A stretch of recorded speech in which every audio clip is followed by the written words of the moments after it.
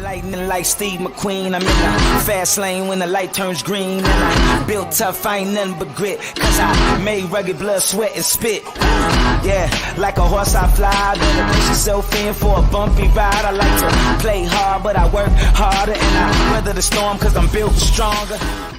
What is up, ladies and gentlemen? We are back. We are live. It is the Freight Coach Morning Show, the top morning show in transportation, coming to you guys every single weekday, 8:30 a.m. Pacific, 10:30 Central, to break down some industry headlines and, most importantly, provide some actual insight into what you can do with all of this information. If this is your first time tuning in, welcome. This is the real side of freight. What do I mean by that? I mean, anybody who shows up on this show with me or my twice a week long form podcast is a transportation professional.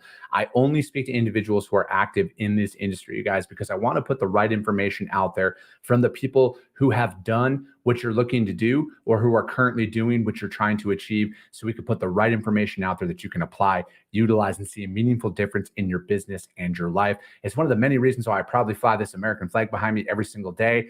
A, we're the greatest nation on earth, but B, I'm living my American dream, and I want to help each and every one of you live yours as well. And rest assured, even though there is a very obvious shadow ban on my content on a certain platform, because of this flag behind me, I won't stop flying it no matter what. So if you're fucking watching it on that platform right now, you know just as well as I do what you guys are doing to this show with this. Every single time this flag is in one of my posts, fucking get brought down. All right. So I'm not going to stop flying it no matter what. I'm going to keep it up there every single day. Today is a Q&A show. Everything that you guys want answered about the sales and operations in the transportation industry, drop them in the chat, you guys. If you're watching it over on LinkedIn, drop it in the chat. If you're watching over on YouTube, drop it in the chat. I will answer them live. I've received some DMs throughout the week with a couple of questions that I will start off with. But again, any sales or operations related questions to the transportation industry, drop them in the chat and I will answer them live for you on the show.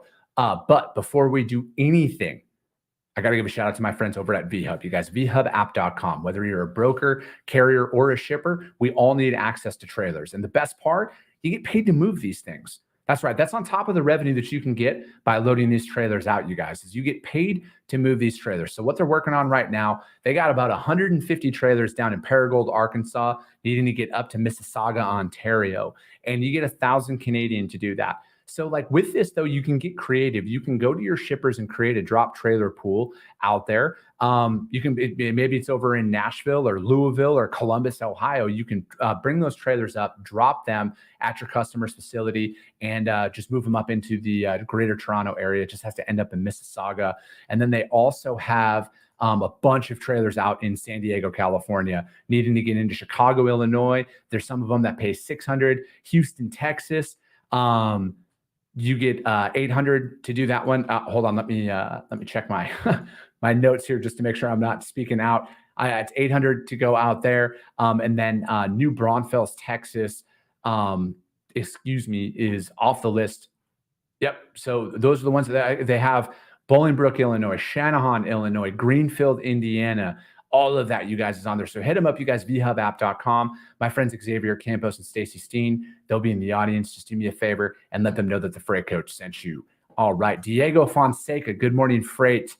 Let's go. Tracy St. Clair, watching over on YouTube. Thank you for tuning in. Flo, morning, happy Friday. Alexis Bailey, good morning, happy Friday. And Keith, this is a good question, man. This is a really good question. We're going to start off with this. You know, as always, Fridays are Q&A. So Keith, drop this in the chat. You guys, if you guys have any transportation, sales, or operations related questions, drop them in the chat right now. I'll answer them live on the show today. I'm going to start off with Keith, and then I'm going to go into a couple of the questions that were dropped in there. Mike, what is up? Mike Mikulik, you guys. He's with SPI Logistics. You guys, if you guys want to become an independent freight agent, take control of your financial future, join the team. That's where I have my freight agency through. You guys is SPI. Hit up SPI Logistics. Hit up Mike. Let him know that your boy sent you over. All right. So what is the best sales model for brokerage incentive-based plan or other? I have seen, so I guess it depends on the size of your organization, Keith. From my perspective, I found that the most successful model that I've worked in was, it was like a table model, right? So we had the carrier reps, and then the sales reps. We had 2 sales reps and then 3 carrier reps and a logistics coordinator on our team. And then we were all based on an overall profit margin for the day. So we got a percentage based off of that. I think that for an incentive, it depends on the individual. I personally only this would never happen, but like if I ever had to go work somewhere, I would want it to be a commission only role, right? Like I want more opportunity to earn commission. I don't want a base salary. But personally, I think it was Kevin O'Leary who said a base salary is a drug that they fucking give you. You can make so much more money if you're like, and again, tie in, becoming an agent with an SPI logistics right there. You can make so much more money as a commission-based sales rep or a 1099 sales rep out there. And because otherwise it's like the most common one is you have a salary. And, again, I'm very simple with my approach because I went to public school, but say you got a $60,000 a year salary. Then you have, it's a seat cost, right? So that's $5,000 a month. Some companies are if they pay insurance, you're going to essentially pay for your own insurance. You're going to pay for your own technology. And then you get a draw after you hit like $8,000 or $10,000 a month in profit margin for the company, right? So the first $10,000 essentially goes to pay for your seat. And then there's a commission-based draw after that, anything above $10,000. I've seen that as a very common thing out there. I want it to be as easy as possible. I don't know what the best sales incentive for brokers that are out there. I think it depends on the individual. I would love to see more people bet on themselves. I would love to see more people be like, you know what? I want commission only. I want a higher commission percentage than and not take a salary. I think more people would be very pleasantly surprised on how much more money they can make with that. So I hope that answered your question, Keith. Rose Fiona, good morning. Thanks for tuning in. Tony, I don't need Drage Darnell. He said, why orange? I went with orange, Tony, because how am I going to stand out in a crowd? Plain and simple. If I'm walking around at a conference or if I'm walking around anywhere, how do I stand out? Everybody's wearing the same shit, right? Like everyone's kind of got that light blue blazer or the blue blazer, the navy blazer with the light blue undershirt. Everyone's kind of fucking rocking that at conferences and everything else. I want to stand out in a crowd. That's why I rock a backwards hat. That's why I wear a blaze orange polo is you'll know who I am when I'm walking around. And I told myself when I went into business for myself, like I got to stand out some way, right? So that's my whole thing with the orange, and that'll never change. Sonny Sharma, good fucking morning. Orange shirt gang. That's right. We are the orange shirt gang. Vitali says, Chris Jolly, question. In your opinion, what is the biggest opportunity for improvement for small and medium-sized carriers that prevent them from getting to the next level of success? As a follow-up, are these opportunities different for asset-based versus brokers? All right, I'm going to start with brokers because that's where my wheelhouse is. I've been a broker. I personally think the biggest opportunity for improvement is going to be the small soft skills that everybody overlooks, right? And what I mean by that is, communication, right? Everybody says, oh, we're the best at communication. We're the best at all of this shit when it's going right, right? But I think like I've always had my book of business and my relationships with my shippers improve when shit hit the fan, when there was a delay at a Canadian shipment, right? Or when there was damage to a shipment or whatever that looked like. In those times, that's when my book of business always improved, is how I handled when shit went wrong. And I think that because there's a lot of people who run from those moments, they kind of hope these things work out.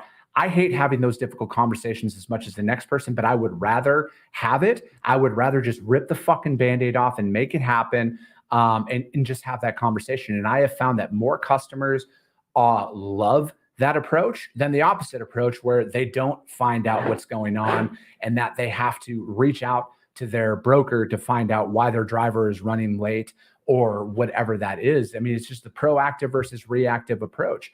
I'm going to be proactive 100 times out of 100 when it comes to every single thing inside of my organization, because, I always look at it like this. How would I want to receive this information if I was in the transportation manager's shoes or the receiving manager's shoes, whatever that looks like? How would I want to receive that information? When would I want to receive that information?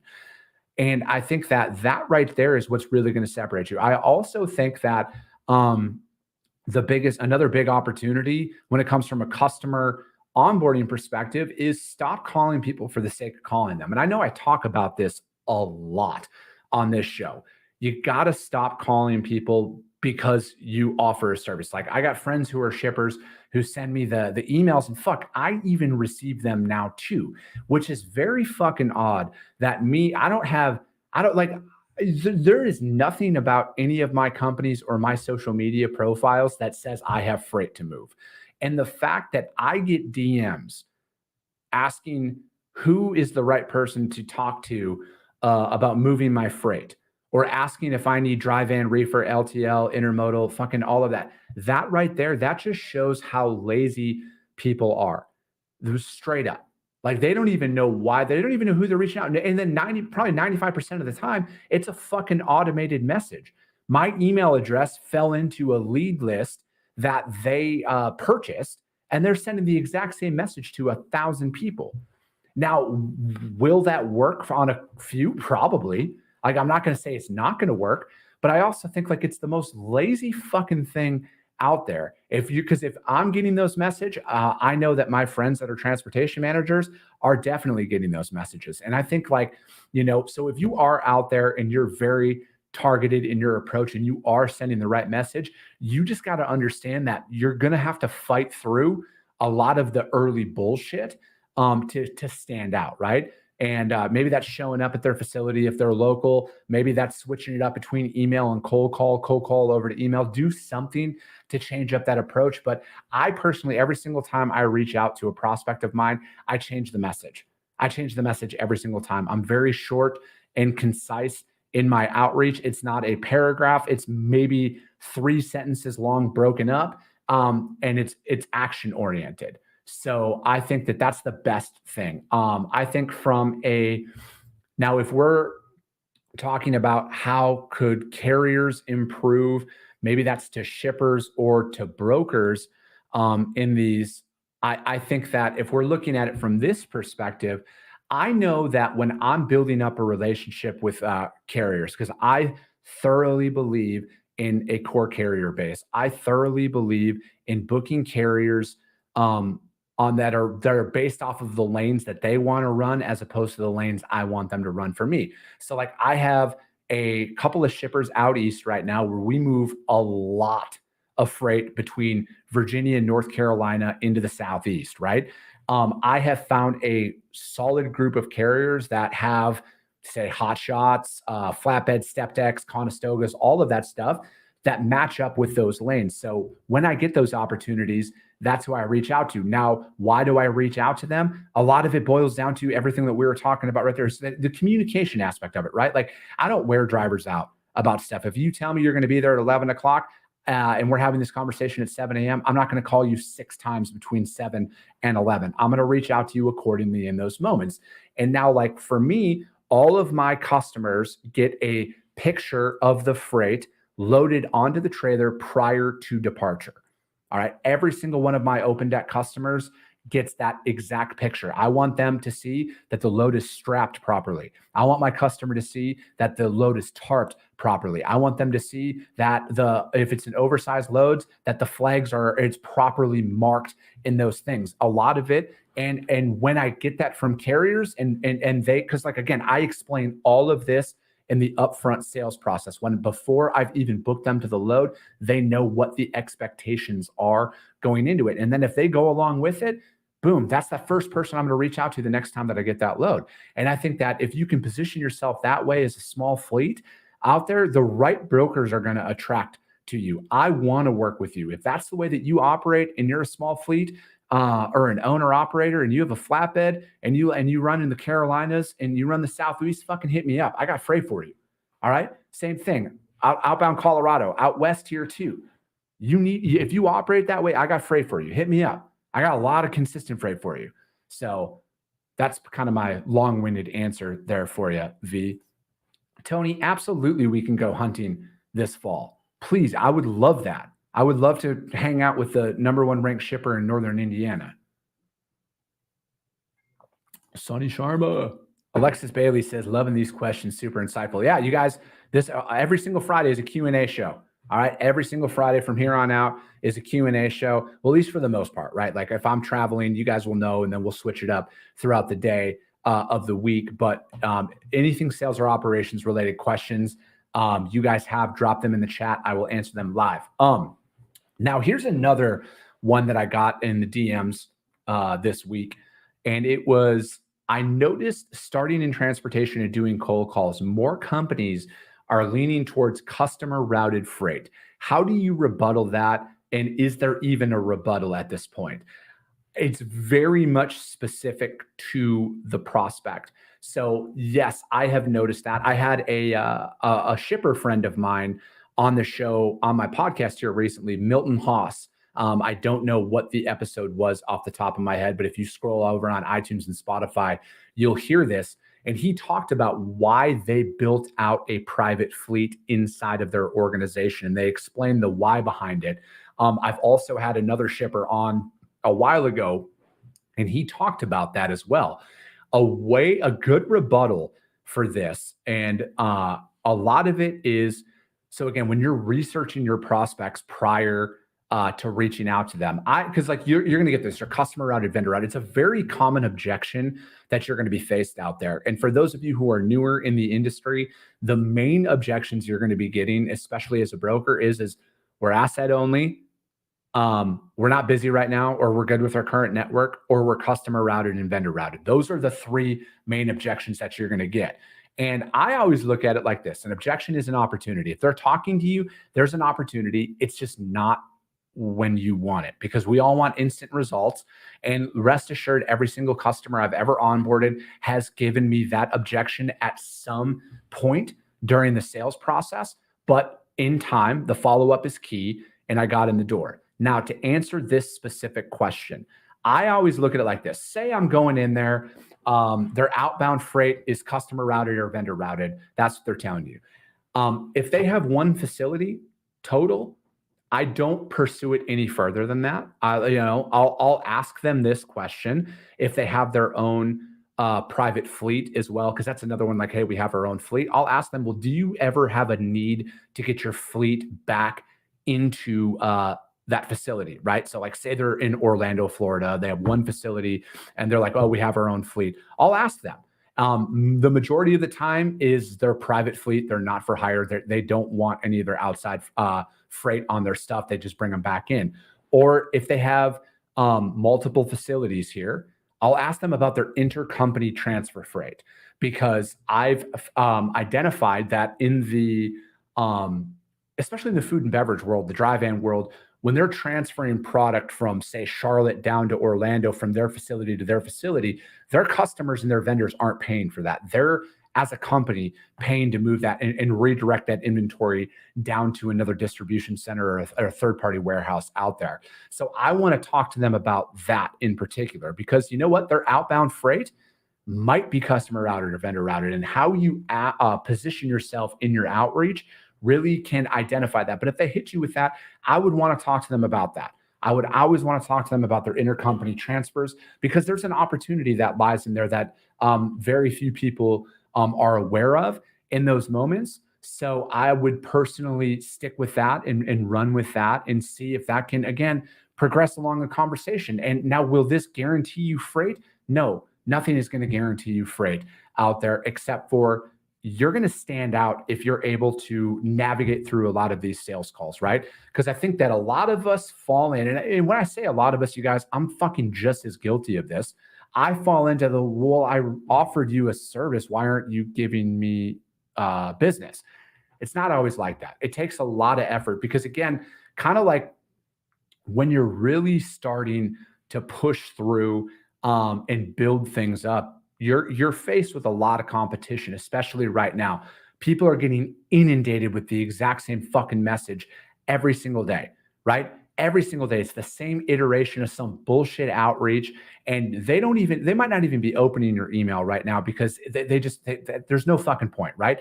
You're just another broker to them in those moments, right? Plain and simple. You're just another broker. You're just another person reaching out. That's why you got to reach out 6, 7, 8, 9, 10, fucking however many times it takes. Because how serious are you? Are you just looking for the quick hit? Are you just looking for like a couple of loads for them? Or are you really fucking committed to being a partner of theirs? And I think all of that is very evident in your outreach.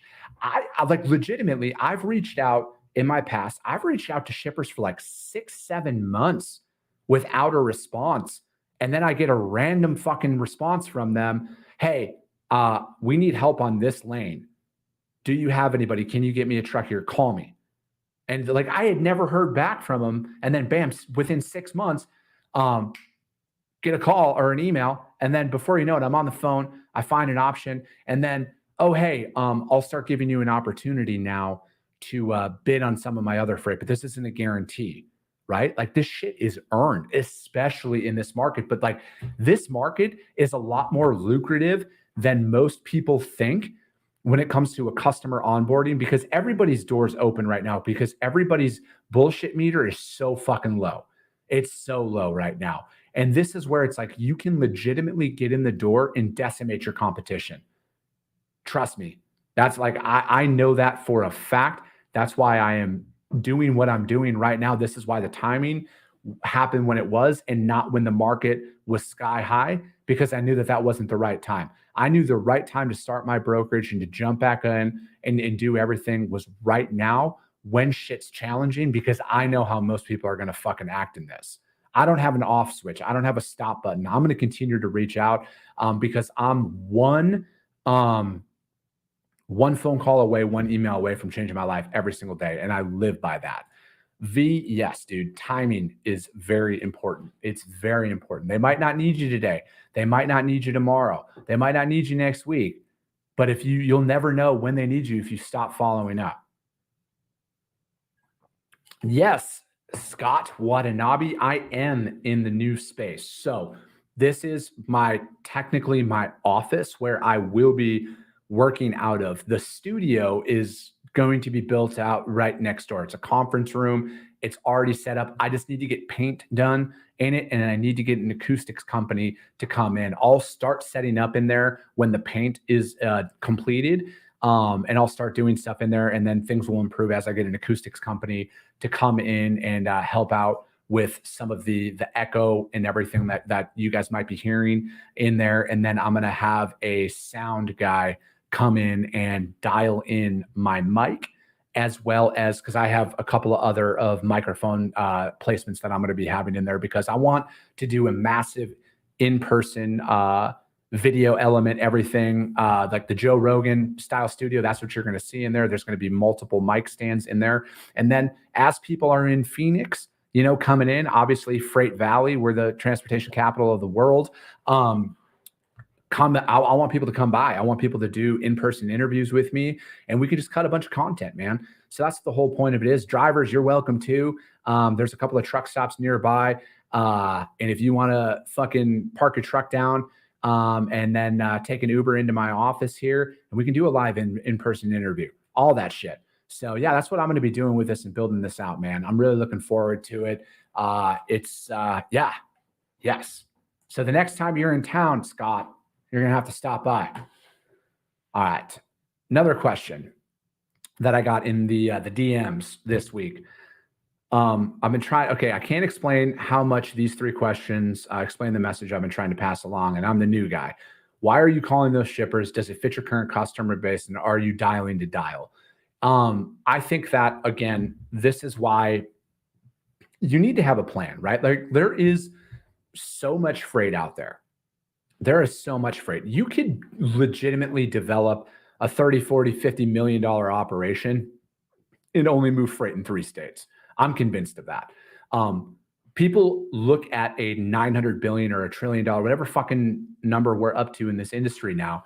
They look at this and they think that they got to chase around and like they got to cast a wide net. I think you got to be hyper fucking focused. And I need to do a better job of that inside of my own organization right now because, you know, like obviously I'm based out of here in Phoenix. My business partner's up in Minneapolis, and we're really trying to own our backyard more than anything. And I, you know, but as I'm out here prospecting, the opportunities don't necessarily land in my backyard. So I'm going where they are, but my freight, my niche never changes, right? Open deck and heavy haul. That's what I do. We're the undeniable leader in this industry as a service provider for open deck and heavy haul freight. Some of you might hear that and laugh. All I say is give me a shot. Anyways, but I think that I don't dial for the sake of dialing. I'm even really focused in on building materials, construction equipment, job site, like specialized stuff. That's my jam. That's my wheelhouse when it comes down to a precast concrete, stuff like that. I know building materials is kind of vague and large, but you know, that's what I go after because that's where all of my experience is, you know? So, and then I prospect based off of that because there are very specific, requirements inside of that niche. And that's why I stay there. That's why I hold there. There's no point in getting out of that. As I grow, as I evolve as an organization, yeah, we're going to have brokers that specialize in dry freight. We're going to have brokers that specialize in food. We're going to have drive brokers that specialize in everything as we grow and evolve. But the sales rep themselves will always have a specialization because to me, that adds a ton of value inside when you're out there prospecting with the shipper. Let me see here. 800 billion is top 20 3PL. We're at $1 billion. Yeah, dude, there is plenty of freight. And that's the thing is it's like if you look at the top shit, I think it was even the top 100. If you added everything up, they're only at like 100 billion out there. So that's like 10% of the market is controlled by the top 100 brokers. So think about that. Like there's a shitload of opportunity out there, you guys. There's more opportunity than most of us could ever conceptualize. It just takes a lot of effort to get in there and earn somebody's business, especially in this market that we're in right now. And, you know, again, there's a lot of value in this. What are you learning right now? How are you learning to improve? How are you learning right now to make things more efficient for your customers? Why, like, again, like this is the time where you stand out. And it doesn't matter if you're a broker. It doesn't matter if you're a carrier. This is where you stand out more than ever is times like right now. The more opportunities that will pop up are going to come right now in this market. Then this is how it's, you know, because again, like when things are going gangbuster out there, you know, when you're that's just like that's where you put the icing on the cake. Right now, this is where you stand out. This is how you separate yourself. Let me see here. Marco says, "What are my top 10 customers in Tennessee?" Are you asking me to give you my customers' names? I think that's kind of funny if you are. Alexis Bailey says, "I knew I liked you. Similar interests. I'm still learning a lot, but I foresee our future conversations will be amazing." Yeah, I learn something new every single day. Alexis, been in this industry for a long time. I learn something new every single day. That's why I continue to show up every single day with this. But that is going to be it for today, you guys. That's wrapping up this Friday's Q&A. And again, every single Friday is Q&A. So transportation, sales, and operations related questions you have, drop them in the chat throughout the week. If you hear them, I'll answer them if it's something quick, but otherwise DM them over to me, you guys, on any social media platform, and I will answer them live on the show, you guys. So, and as always, if you guys saw value in it, subscribe and share the show, you guys. Rank the show. Go over to iTunes and Spotify, Coffee with the Freight Coach. If you think I gave 5-star effort, hit a 5-star. If you didn't, don't. That's, you know, it's a value exchange is really all I'm looking for, you guys. But that's going to be it for today. The Freight Coach Morning Show will be back on Monday, 8:30 a.m. Pacific, 10:30 Central. I appreciate you guys. I love you guys, and we'll be talking to you soon.